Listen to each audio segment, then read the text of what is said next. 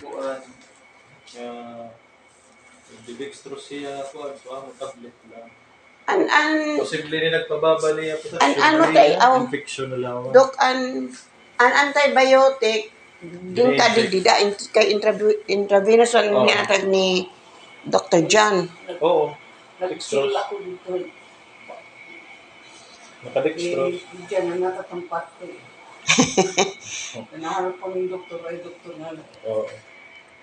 So yan, kung makauli Lola, pwede matiyak basta kaya Dili po, Dok, ang sering po, ano ni Dr. John bilin po kayo?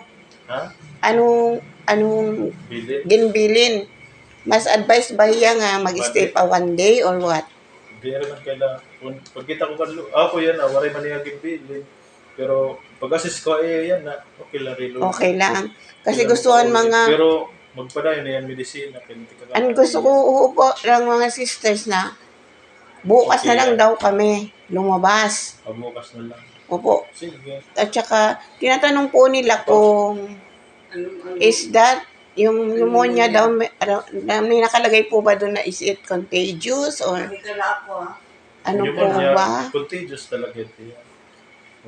Yung nasa kanya. Sa iya. O itanan nyo pneumonia. Contagious ito. Lahat po ng ano. Oo, respiratory droplets. So, okay. Pero kung kontrolod na antibiotics. Ano yung sakit dyan kahapon?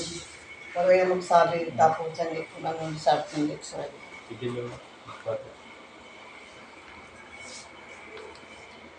Hindi naman dulo mo na. Dyan nasakit din. Nasakit din.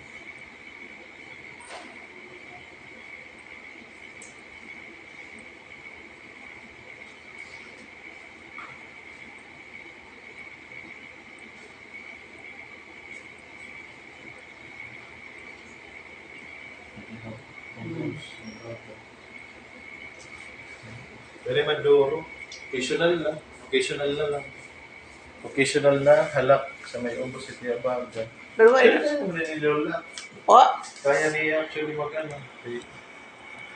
Kalingkod niya, kakao. Pakay. Didi nga ni sige na din mong dukang pag-enjigda na bubod na sige na ano na. Kaya niya tablet. Ikaw lang. Kaya. Thank you po. Kaya pa-discharge ko niya.